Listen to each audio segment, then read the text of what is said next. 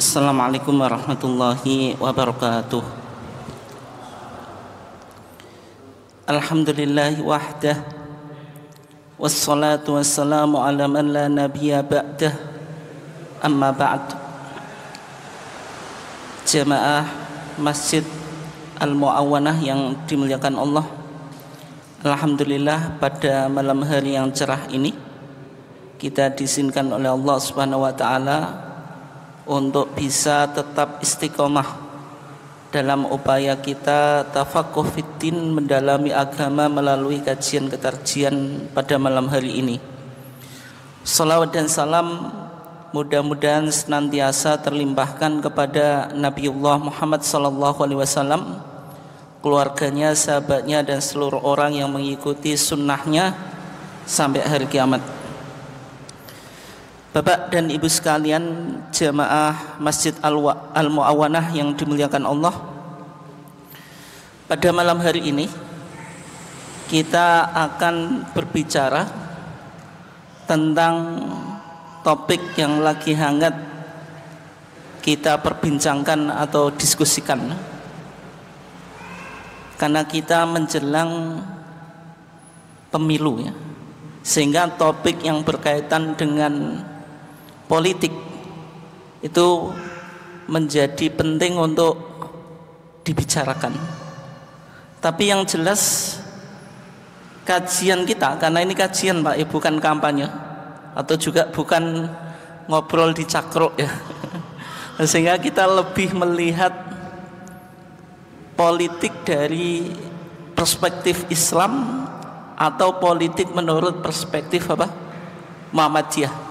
Bagaimana Muhammadiyah melihat politik itu? Apakah politik itu kotor? Politik itu curang, sehingga kita sebagai umat Islam tidak perlu untuk berpolitik?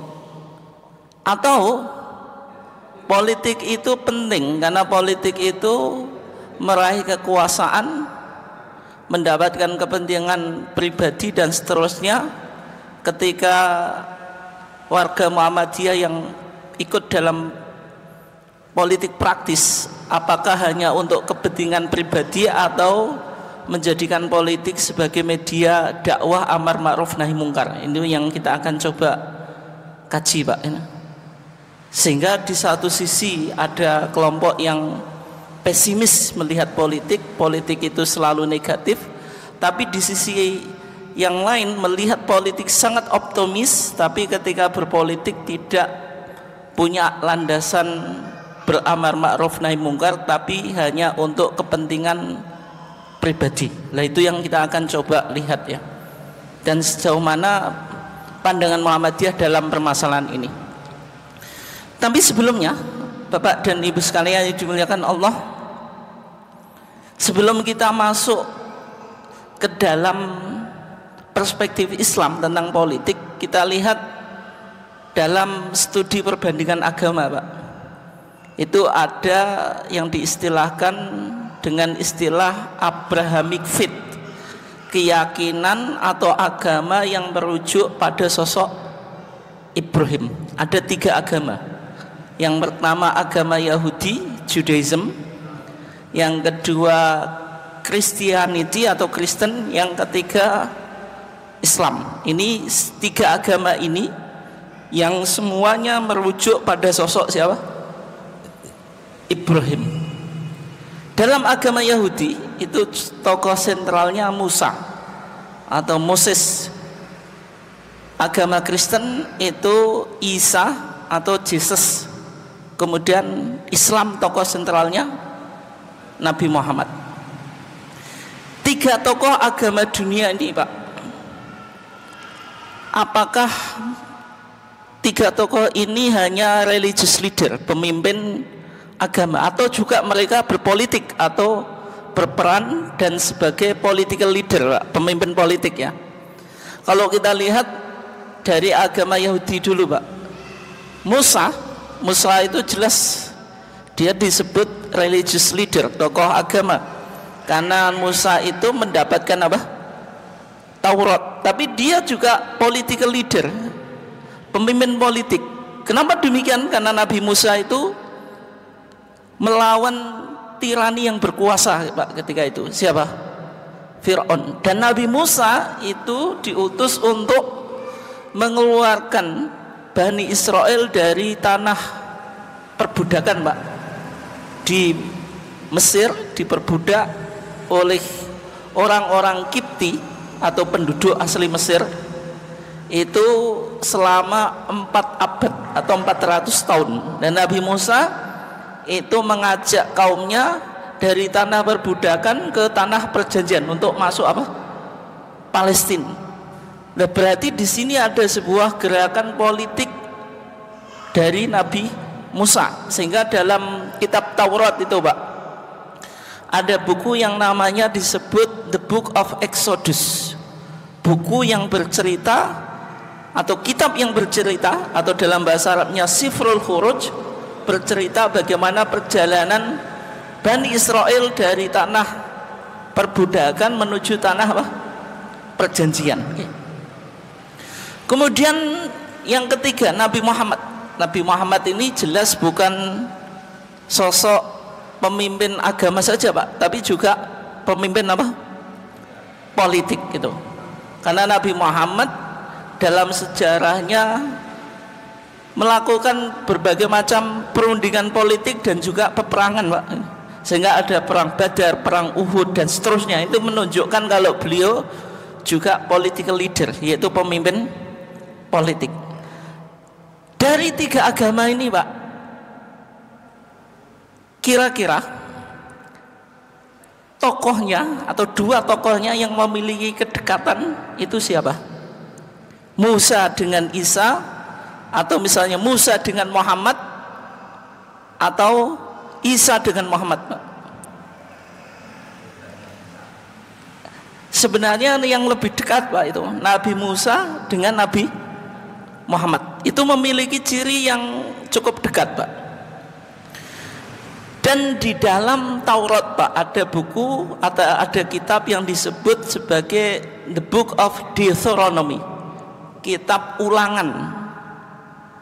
Di sana dijelaskan bahwasanya Allah ini akan mengutus seorang nabi yang memiliki kesamaan dengan Nabi siapa? Musa. Dalam Taurat berbahasa Inggris Pak, di sana dikatakan I will raise up for them a prophet like you from among your brothers. Kata Allah kepada Nabi Musa, saya akan membangkitkan untuk Bani Israel a prophet like you, seorang nabi sebagaimana engkau Musa, yang akan muncul dari saudaramu. Nah, sehingga dalam ilmu perbandingan agama Pak, ini atau ayat ini dari kitab ulangan tadi disimpulkan bahwasanya menunjukkan nubuat Nabi Muhammad, bahwasanya Nabi Muhammad itu kedatangannya sudah diprediksi atau sudah diceritakan oleh Taurat Pak, oleh apa? Taurat. Dan ternyata Pak, bisa kita buktikan kalau Nabi Muhammad itu memiliki kedekatan dengan Nabi Musa. Contohnya apa Pak?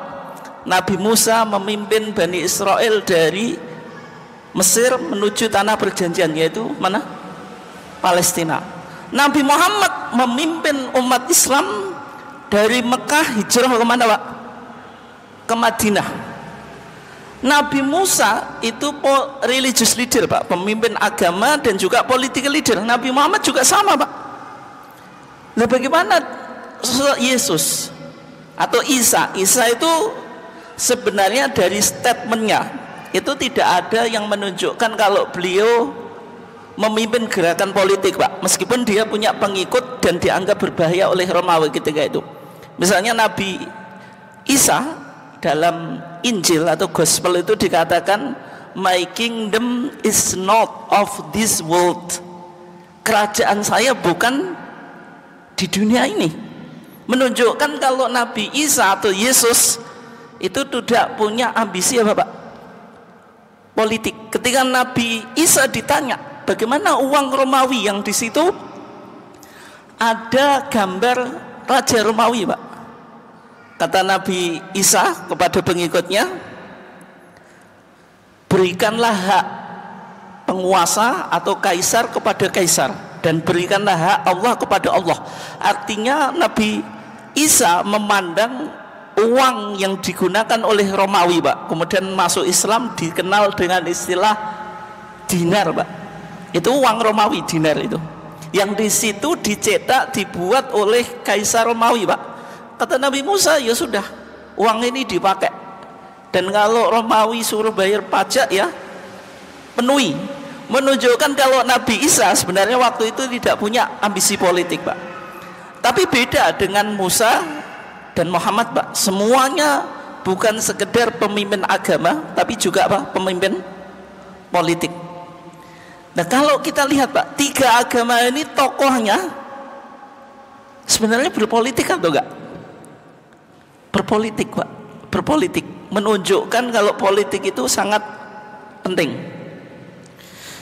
Berikutnya, kalau kita lihat, Pak, ini apa yang dikatakan oleh Michael Hart, ya, seorang profesor astronomi, fisika dan sejarah sains, Pak, menulis sebuah buku. Ini bukunya cukup terkenal, Pak, sudah diterjemahkan ke bahasa Indonesia juga, tapi saya punya versi aslinya. Judulnya The 100 Ranking of the Most Influential Person in the History. 100 tokoh dalam sejarah yang sangat berpengaruh, Pak. Dia menulis apa? 100 tokoh yang sangat berpengaruh dalam sejarah dunia, Pak. Menariknya, Michael Hart ini meletakkan Nabi Muhammad itu di list yang pertama, Pak, di ranking pertama. Padahal Michael Hart ini orang Barat, orang Amerika. Dia bukan Muslim, tapi bagaimana kok meletakkan sosok Nabi Muhammad di ranking pertama, Pak? Ranking kedua itu Isaac Newton. Kalau bahasa kita ya Isaac Newton, Pak. Tapi kalau bahasa kita Isaac Newton. Kemudian Yesus. Kemudian Siddhartha Gautama, itu Buddha. Baru Konfusius. Nabi Muhammad itu ranking pertama, mengalahi sosok Yesus Kristus itu di ranking ketiga. Tapi ketika Michael Hart meletakkan sosok Nabi Muhammad di ranking pertama, itu punya konsekuensi, Pak, bahwasanya bukunya ini akan disoal, akan dikritik oleh banyak orang, banyak pembaca, Pak. Tapi beliau menjelaskan kenapa alasan menempatkan Nabi Muhammad di ranking yang pertama. Di sana dikatakan, my choice of Muhammad to lead the list of the world's most influential person may suppress some readers. Pilihan saya untuk meletakkan Nabi Muhammad di list dari orang-orang yang mempengaruhi peradaban dunia mungkin akan mengagetkan beberapa pembaca, Pak, pembaca bukunya Michael Hart tadi. And my big question by others, barangkali akan disoal oleh banyak orang gitu. Apa landasan akademik atau ilmiah untuk meletakkan Nabi Muhammad itu di list yang pertama? Coba gimana dia menjelaskan, Pak? But he was the only man in the history who was supremely successful on the both religious and the scholar level. Tetapi Nabi Muhammad itu satu-satunya orang dalam sejarah yang sukses dalam konteks atau level keagamaan dan konteks keduniaan, Pak. Mungkin kalau Isaac Newton itu ilmuwan, Pak, dia terkenal sebagai ilmuwan, bukan agamawan gitu. Yesus itu sebagai pemimpin agama, bukan pemimpin politik. Tapi Nabi Muhammad ketika kita bicara dia sebagai pemimpin agama, ya, sebagai pemimpin politik, ya, sehingga ini yang menjadikan Michael Hart kenapa meletakkan sosok Nabi Muhammad itu di ranking pertama, menunjukkan kalau orang yang membawa Islam itu berpolitik, Pak, bukan hanya imam sholat tapi juga imam negara, imam pemerintah. Oke.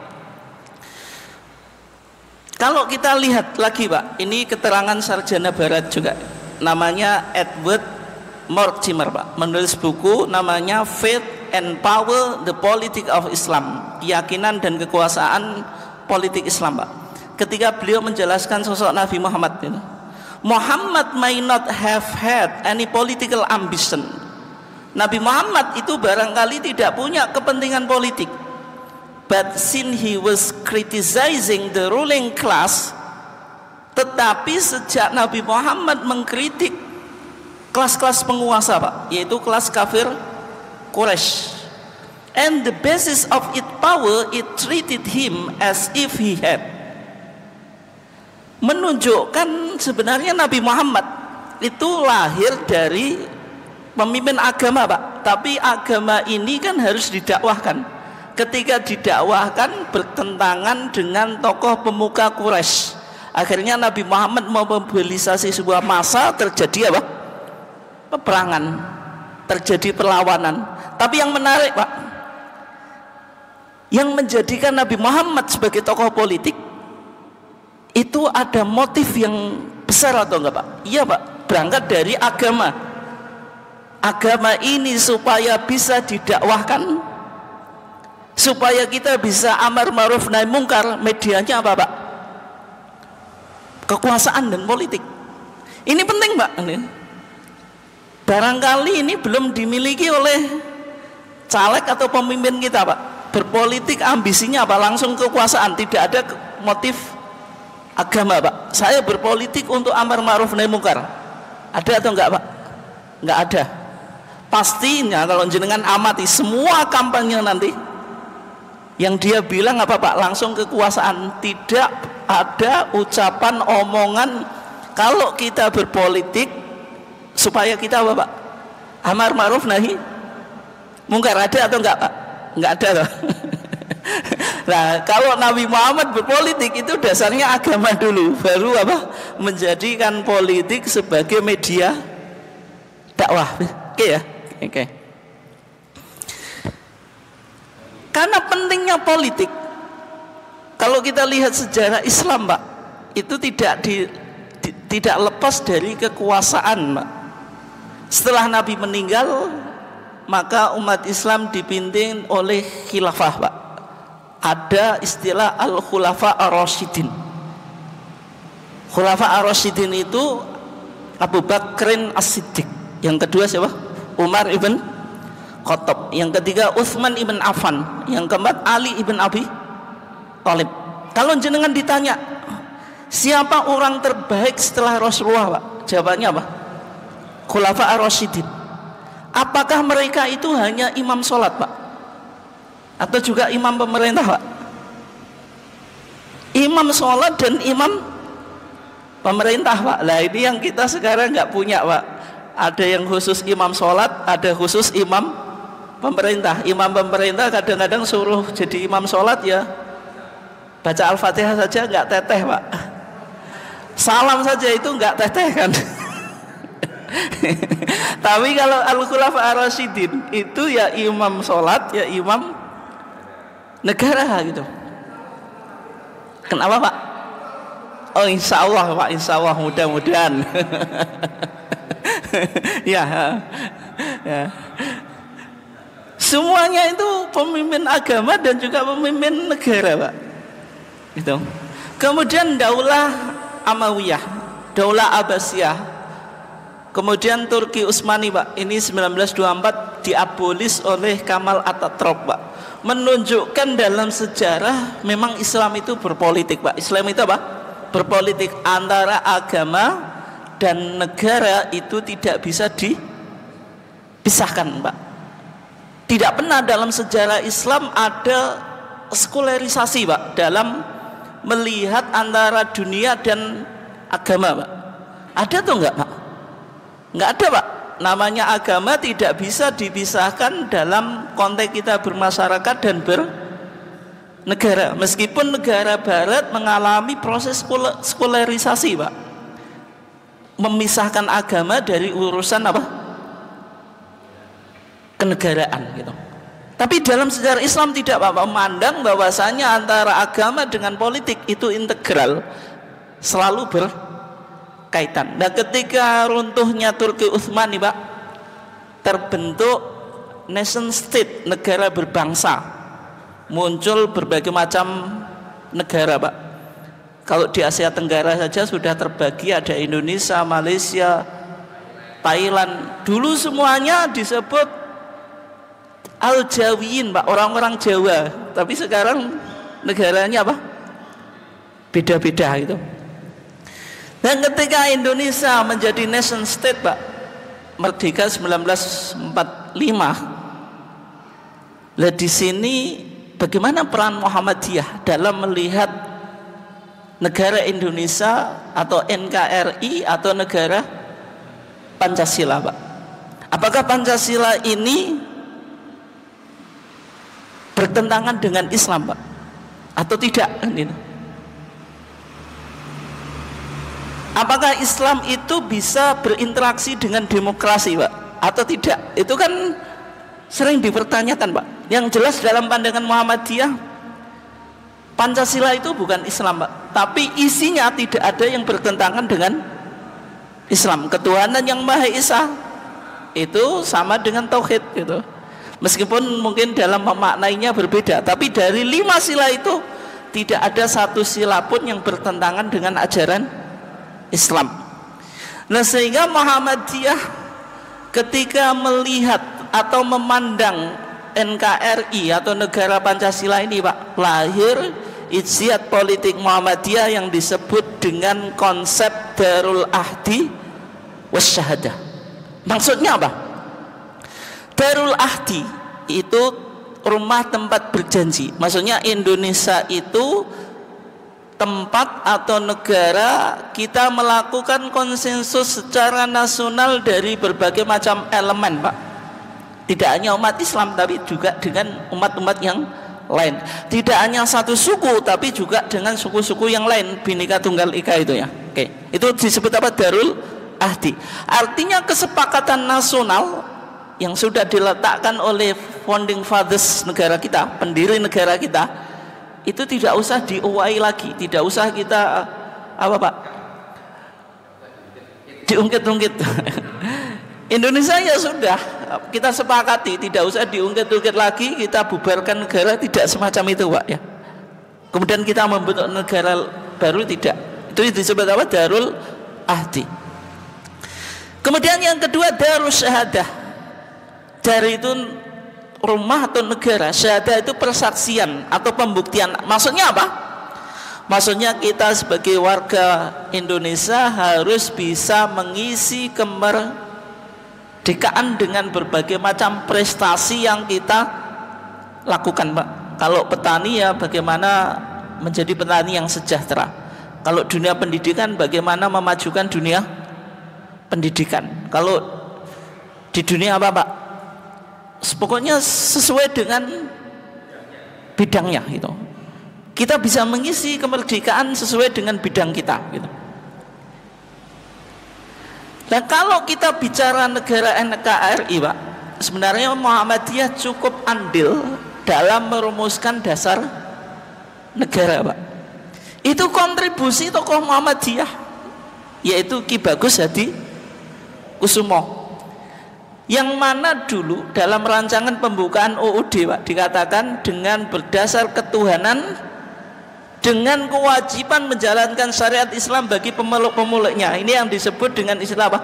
7 kata dalam Piagam Jakarta atau Jakarta Charter, Pak. Sebenarnya ini mengakomodir aspirasi umat Islam. Yang 7 kata ini sudah menjadi gentleman agreement, kesepakatan bersama tokoh-tokoh Islam dan juga tokoh-tokoh yang lainnya, Pak. Tetapi ketika itu ada desakan dari Indonesia Timur. Sebagian ada yang menganggap memang ada gerakan jangan kita menjadikan Indonesia sebagai negara agama, Pak.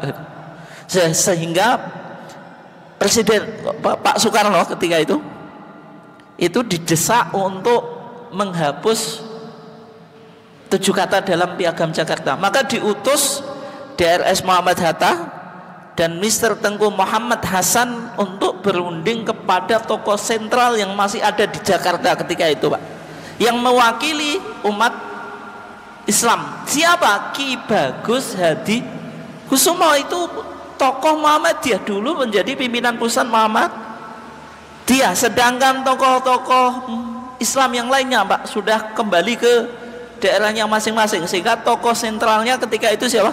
Ki Bagus Hadi Kusumo. Ketika terjadi kompromisasi atau perundingan Pak, akhirnya Ki Bagus Hadi Kusumo itu merelakan Pak kalau 7 kata dalam Piagam Jakarta itu dihapus. Kenapa demikian Pak? Padahal Ki Bagus Hadi Kusumo itu tokoh Muhammadiyah, orang Islam. Bagaimana rancangan pembukaan Undang-Undang Dasar yang memberikan apa Pak? Kekuatan dan otoritas umat Islam untuk menjalankan syariat, tapi kok malah rela dihapus? Karena beliau melihat ada kemaslahatan yang lebih besar gitu.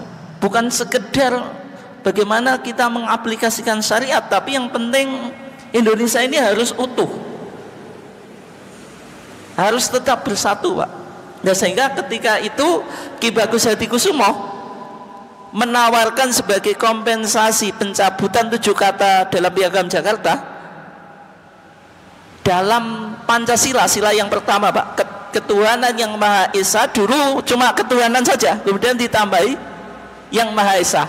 Yang Maha Esa itu menunjukkan makna tauhid. Dan sehingga Ki Bagus Hadi Kusumo ketika itu masih sangat optimis Pak, kita tetap bisa memasukkan nilai-nilai ketauhidan ini sebagai pondasi negara kita, sehingga Indonesia Pak, meskipun tidak bisa dibilang negara Islam secara konstitusi, tapi nilai-nilai Islam bisa kita dapatkan Pak dalam undang-undang, dalam Pancasila, sehingga umat Islam masih ada celah ruang untuk mengaspirasikan apa Pak? Aspirasinya atau menjalankan syariatnya Pak. Oke. Nah, pasca kemerdekaan maka Muhammadiyah itu semakin concern dalam 3 bidang dakwah amar ma'ruf nahi mungkarnya Pak. Schooling, mendirikan sekolah, universitas, feeding, mendirikan panti asuhan, menyantuni fakir miskin, healing, rumah sakit atau klinik. Ini yang membuktikan bahwasanya Muhammadiyah itu memandang NKRI itu sebagai apa? Darul Ahdi wasyahadah, mengisi kemerdekaan dengan 3 bidang gerakan sosial Muhammadiyah nih Pak. Schooling, pendidikan; feeding, menyantuni fakir miskin dan anak yatim; healing, bergerak dalam dunia kesehatan. Oke. Bapak dan saudara sekalian dan juga ibu-ibu sekalian yang dimuliakan Allah, kalau kita bicara tentang politik Muhammadiyah, itu sebenarnya bisa kita lihat, pandangan politik Muhammadiyah itu bisa kita temukan di putusan Garut 1976. Di sana lahir putusan Adabul Mar'ah fil Islam, adab wanita dalam Islam. Meskipun ini khusus untuk ibu-ibu sebenarnya, tapi isinya Pak itu juga relevan untuk laki-laki ya. Di sini bicara tentang peran wanita dalam politik Pak, karena Muhammadiyah melihat peran wanita Muhammadiyah atau Aisyah dalam politik ini kan tidak begitu signifikan Pak, sampai sekarang ya. Bupatinya dari Muhammadiyah atau enggak Pak? Perempuan. Yang NU kan punya bupati, punya gubernur. Muhammadiyah enggak ada Pak, enggak ada Pak. DPR kita yang dari ibu-ibu ada atau enggak Pak? Kalau di dapil kita itu enggak ada Pak ya, enggak ada gitu. Enggak tahu saya kalau di tempat yang lain. Yang jelas peran wanita Muhammadiyah itu masih sangat apa Pak? Sangat minim di dalam dunia politik. Belum ada kesadaran berpolitik gitu. Dan sehingga di sana dibahas wanita Islam dalam bidang politik. Sebagai landasan kenapa kok penting untuk berpolitik? Di sana disebutkan firman Allah dalam surah Taubat, dikatakan wal mu'minuna wal mu'minatu ba'duhum awliya'u ba'din. Orang laki-laki yang mukmin dan orang perempuan yang mukminah itu sebagian mereka penolong sebagian yang lain dalam kehidupan muamalah duniawiah, Pak. Tidak bisa dilepaskan peran wanita gitu. Berumah tangga saja butuh kerjasama, Pak. Jenengan melahirkan anak itu kerjasama atau enggak? Kerjasama laki-laki dan perempuan. Ya'muruna bil ma'ruf wa yanhauna 'anil munkar. Semuanya mengajak kepada yang ma'ruf dan mencegah kepada yang mungkar. Dalam ayat ini dijelaskan bahwasanya amar ma'ruf nahi mungkar itu apakah hanya khusus domain laki-laki, Pak? Tidak, wanita juga punya peran dalam amar ma'ruf nahi mungkar. Dalam konteks kita berbangsa dan bernegara, Pak, maka media untuk beramar ma'ruf dan nahi mungkar itu diantaranya ya kita berpartisipasi dalam politik atau ketatanegaraan. Itu dalam pandangan Muhammadiyah, Pak.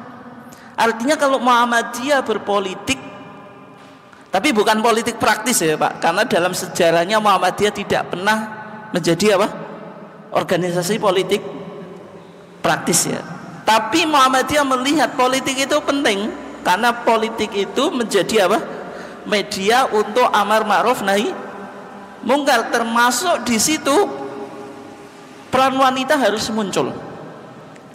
Dan kalau kita perhatikan, Pak, kenapa Muhammadiyah memahami politik itu sebagai media amar ma'ruf nahi mungkar, Pak? Kalau kita lihat dalam pandangan ulama-ulama klasik, Pak, abad pertengahan ya, ketika mereka bicara tentang tujuan dan fungsi politik Islam, Pak, ini penting sekali, Pak. Ini kitab, saya ambilkan sebuah kitab yang jarang disampaikan di masyarakat kan. Ada beberapa perumus politik Islam, diantaranya Al-Imam Al-Mawardi. Ini mazhabnya Syafi'i dan dia hidup di masa Daulah Abbasiyah, Pak. Menulis buku atau kitab namanya Al-Ahkam Sultaniyah. Dia menjelaskan kepemimpinan dalam Islam, Pak. Nanti pertemuan berikutnya, Pak, kita bahas bagaimana kriteria pemimpin dalam Islam menurut Al-Mawardi dan juga menurut Muhammadiyah nanti. Di dalam karyanya Al-Ahkam Sultaniyah, ketika dia menjelaskan tujuan dan fungsi pemimpin dalam Islam, dikatakannya al-imamatu maudu'atun li khilafatin nubuwah. Kepemimpinan itu diletakkan untuk mengganti peran Nabi, Pak. Untuk apa? Mengganti peran Nabi. Khulafa ar-rasyidin itu mengganti Nabi. Pemimpin-pemimpin setelah itu juga meneruskan peran Nabi, Pak. Dalam apa? Fi hirasatiddin, dalam memproteksi atau menjaga agama. Ini kalau nggak ada otoritas pemimpin, Pak, agama itu tidak bisa dijalankan dengan bebas. Umat Islam di Indonesia, Pak, kalau jenengan mengumandangkan azan itu biasa, speaker luar. Tapi kalau jenengan hidup di negara barat, bisa atau enggak, Pak? Belum tentu bisa. Kalau jenengan mengamati perkembangan Islam di Uighur, Pak. Uighur itu Cina ya. Ada Muslim Uighur. Teman-teman saya ketika di Al-Azhar banyak, Pak, yang dari Uighur, Cina. Di sana kalau umat Islam puasa, Pak, bulan Ramadan, itu sama pemerintah dipaksa dikasih minum air, Pak, supaya apa? Batal puasanya. Kita di Indonesia bisa menjalankan apa, Pak? Agama dengan bebas. Bulan Ramadan tadarusan kadang ada yang non-stop, Pak, jam 12 masih langsung. Itu enggak ada yang mempermasalahkan, Pak, meskipun sudah diatur, Pak. Tapi kadang-kadang di desa itu non-stop, Pak. Menunjukkan bebas menjalankan agama. Kenapa? Karena pemerintah melindungi kebebasan menjalankan apa? Agama.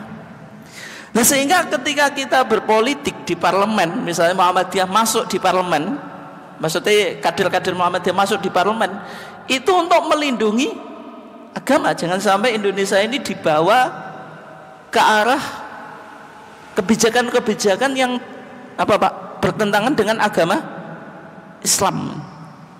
Wasiyasati dunya, dan mengurusi dunia Pak. Ini jenengan harus hafal. Tujuan kepemimpinan apa? Hirasatuddin, menjaga agama. Jangan sampai berpolitik tapi memanipulasi atau apa Pak, mempolitisir agama. Agama digunakan untuk kepentingan politik. Sholat dipolitisi. Apapun apa Pak, tujuannya jenengan apa, afiliasi jenengan ya. Kalau sholat walau dolin ya tetap amin itu Pak. Nggak boleh misalnya jenengan, oh saya nggak punya afiliasi ke sana, walau dolin qabul itu bid'ah Pak. Mau tasyahud meskipun jenengan nggak punya afiliasi ke sana, tasyahud tetap jari telunjuk Pak, bukan yang gini. Kalau yang pilihannya 3 gini nggak boleh, itu nggak boleh. Itu politisasi apa, agama, itu nggak boleh Pak. Pilihan anaknya apa jenengan tetap tasyahudnya gini gitu. Bukan kalau pilihannya 2 gini terus ketiga gini, itu masalah itu nanti. Itu nggak boleh. Ya. Yang kedua wasiasat itunya, bagaimana kita mengatur keduniaan. Nah, sehingga ini bisa kita lihat Pak, misalnya dari debat yang sekarang sudah periode kedua ya, ini kan jenengan sudah bisa melihat programnya mana yang bagus, argumentasinya bagaimana yang bagus, itu kan sudah bisa menentukan apa Pak, pilihan. Menunjukkan kepemimpinan dalam Islam itu harus didasari pada agama dulu Pak, memperjuangkan agama. Yang kedua dia punya program yang jelas bagaimana mengatur keduniaan ini, bagaimana memajukan Indonesia Pak. Itu menurut Imam Mawardi. Berikutnya ada sebuah kitab Pak, namanya As-Siyasah Syar'iyah, yang ditulis oleh Syekhul Islam Ibnu Taimiyah. Beliau menjelaskan wa jami'ul wilayat al-islamiyah innama maqsuduha al-amru bil ma'ruf wa nahyu anil munkar. Semua posisi jabatan dalam Islam itu tujuannya amar ma'ruf nahi mungkar Pak. Nah ini yang mungkin belum begitu disadari Pak. Yang jadi DPR ya hanya untuk kepentingan pribadi, tidak ada apa Pak, kepentingan untuk beramar ma'ruf nahi mungkar. Itu kan yang belum banyak muncul Pak. Mungkin jenengan juga nggak punya kesadaran berpolitik. Wes sing sapa wae sing dadi ya tetep podo Pak, nggak ada perubahan itu. Jenengan menentukan siapa yang dipilih, yang ngasih uang yang banyak saya coblos, nggak punya pandangan gitu. Kenapa? Karena melihat apa, tokoh-tokoh politik kita belum mengarah ke sana, dan jenengan juga memandang politik dengan pandangan apa Pak? Pesimis, tidak optimis gitu. Oke. Nah sehingga di adabul mar'ah fil Islam itu dibahas Pak, wanita itu boleh berpolitik. Tapi ketika wanita berpolitik harus tetap menjaga feminisme dia Pak, sifat kewanitaannya. Karena secara fisik dan psikologis antara laki-laki dan perempuan kan nggak sama Pak. Al-Quran mengatakan apa? Walaysa dzakaru kal untha. Kalau laki-laki itu nggak sama dengan wanita. Laki-laki itu sifatnya lebih tegas, tangkas, agak kasar Pak. Perempuan itu lemah lembut. Tapi ketika wanita masuk ke politik Pak, menjadi seorang pemimpin yang dipimpin laki-laki, bukan berarti harus merubah kodrat kewanitaannya Pak. Ngomongnya sudah gaya laki-laki gitu. Cara ngaturnya juga sudah pakai kekerasan, bukan semacam itu ya. Nah, maksudnya ketika wanita masuk dalam politik itu jangan sampai menghilangkan kodrat apa, kewanitaannya. Tapi wanita memiliki kemampuan leadership, tegas, bijaksana, tangkas, itu boleh gitu. tidak bertentangan dengan apa? Syariat. Dan kalau kita cermati Pak, ini ada yang menarik gitu. Bagaimana sikap kita, tidak hanya wanita ya, terhadap politik. Di Adabul Mar'ah fil Islam dikatakan Pak, warga Muhammadiyah itu harus memiliki kesadaran berpolitik.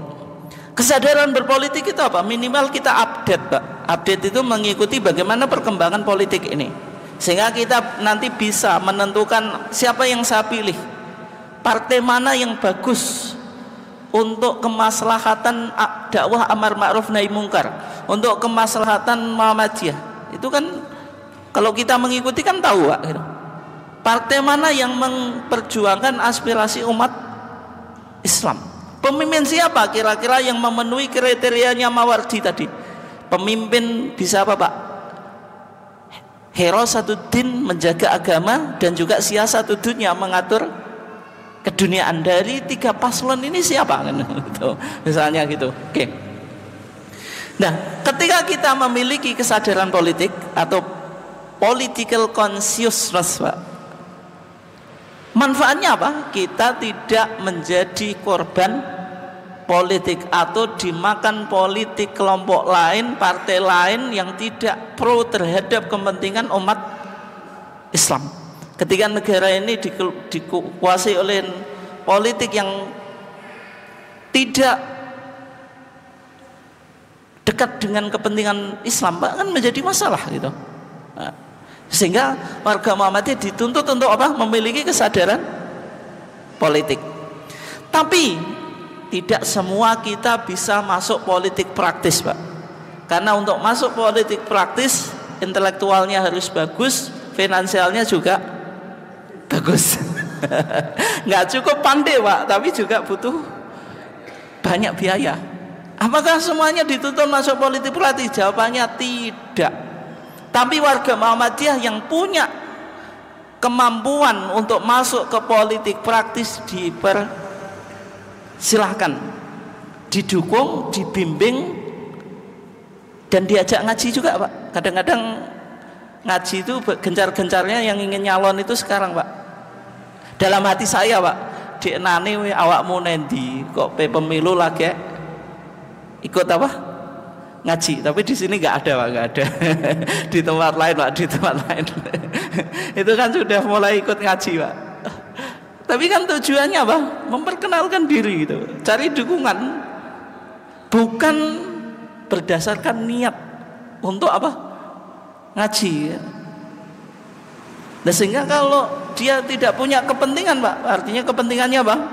Berpolitik untuk amar ma'ruf nahi mungkar, yang ngajinya itu bukan karena kepentingan untuk nyalon atau tidak, ya tolabul ilmi kan gitu.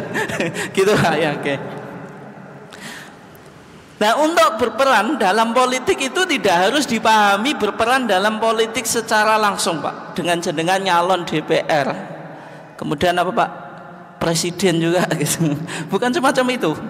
Bisa juga secara langsung, kalau tadi punya kemampuan intelektual dan kemampuan finansial, ikut nyalek, boleh-boleh saja gitu. Boleh-boleh saja gitu. Tetapi berpolitik juga bisa tidak secara langsung. Maksudnya apa? Kita bermuhammadiyah ini termasuk politik Pak, tidak secara langsung, karena intinya politik itu kan segala aktivitas, bagaimana kita bisa mengambil keputusan dan bagaimana apa Pak, kita menggerakkan atau memobilisasi umat, itu yang disebut politik gitu. Jenengan jadi apa Pak?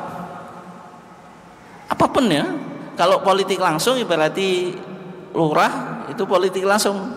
RT juga politik langsung Pak. Sekarang RT itu juga pilihan Pak, pakai uang juga di tempat saya itu. Oke. Itu artinya peranan politik ini baik langsung atau tidak langsung itu apa, sangat penting, dan warga Muhammadiyah harus berpikir ke sana Pak. Harus mengambil peran. Kalau tidak mengambil peran, ya nanti kita menjadi objek Pak, tidak menjadi subjek gitu.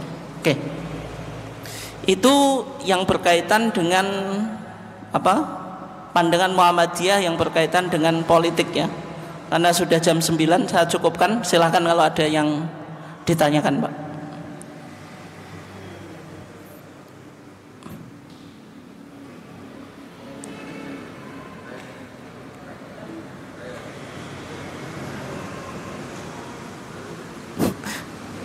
Monggo Pak kalau ada yang dikomentari atau ditanyakan.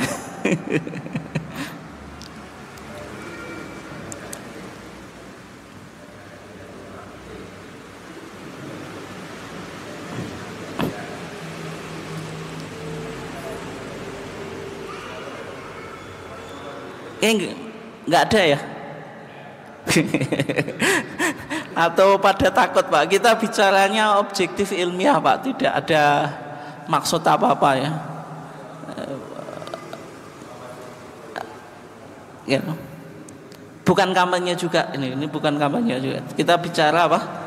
Pandangan politik Muhammadiyah secara ilmiah, secara objektif, tidak ada maksud apa mengarah dukungan tertentu Pak. Itu boleh dilakukan dan Muhammadiyah memang memberikan ruang Pak. Tapi forumnya mungkin bukan forum kajian semacam ini. Kajian semacam ini kan hanya bagaimana kita melihat pandangan Muhammadiyah terhadap politik itu minimal kita tidak alergi politik. Warga Muhammadiyah harus melek politik, update politik meskipun kita tidak masuk politik praktis. Minimal kita yang kita dukung partai ini, caleg ini, pemimpin yang memenuhi kriteria ini yang kita apa? Dukung dan perjuangkan. Dengan sampai warga Muhammadiyah nanti ke depan wis sapa wae sing milih gak peduli aku, sing penting sing duwe akeh tak coblos. Kerek sing ngekeki duit. Nah, itu jadi masalah, Pak. Artinya apa? Kita tidak memiliki pondasi moral di dalam berpolitik. Oke. Artinya ketika jenengan betul memberikan aspirasi, Pak, milih caleg, milih presiden, ini kan ada konsekuensi, termasuk amar ma'ruf nahi mungkar jenengan. Kalau memang ini bagus kan berarti memperjuangkan orang yang bagus untuk memperjuangkan amar ma'ruf nahi mungkar, bukan gitu Pak ya? Ya kurang lebihnya mohon maaf, kita tutup kajian kita kali ini dengan bacaan hamdalah. Assalamualaikum warahmatullahi wabarakatuh.